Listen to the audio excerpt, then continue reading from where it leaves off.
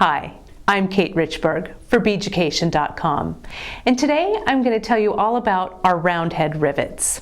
Now, if you want to learn more about riveting, you can check out our nail head rivet product video, as well as our Introduction to Riveting online class.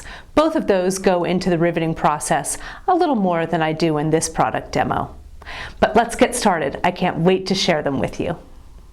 Here are some samples of the round head rivets. Up here up top we have some of the brass rivets, and below it are the aluminum rivets.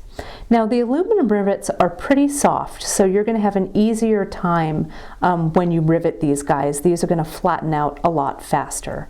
And the brass rivets are a little tougher, so you're going to need a little more muscle behind your riveting. Now, the cool thing about these guys is, we have nail head rivets in our shop, which we just love. But the thing about these round head rivets is it gives you an added bonus. You can see right down here that you're able to actually get a tiny design stamp and stamp into the surface of that rivet. So down here I have one that's riveted with that's stamped rather with a star and with the tiny leaf. And here they are, just tapped out nice and plain. So this is what we're going to go for.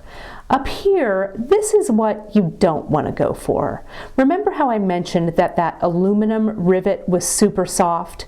Well, when I riveted this guy, I put a little too much muscle behind it, so it got to be a little too thin. So when I went to go ahead and stamp it with my tiny star design stamp, that stamp just impressed a little too deeply, and it came here off the edge as well. So your stamping doesn't look quite as nice when your rivet gets this thin.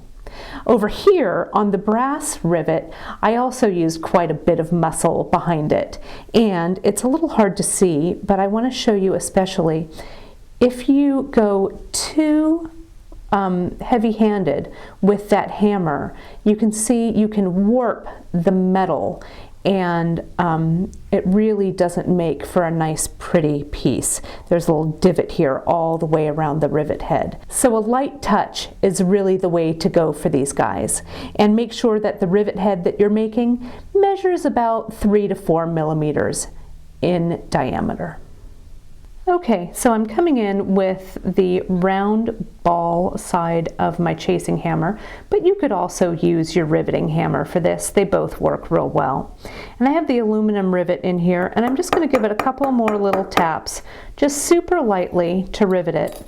And you can see that's maintained the nice round shape of that rivet. So now I'm going to flatten it out a little bit more so I can actually stamp with a design stamp on it.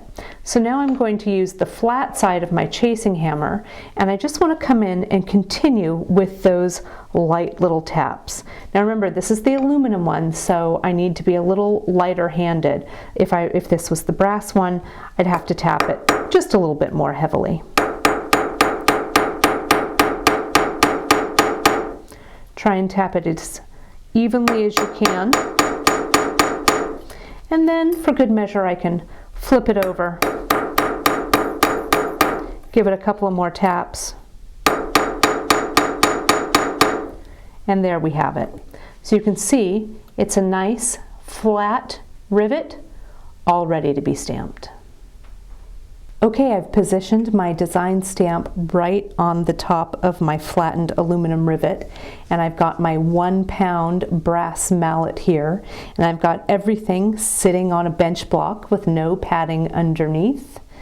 And I'm going to go ahead and give this one good strike, maybe 2 good strikes, and let's see what we've got.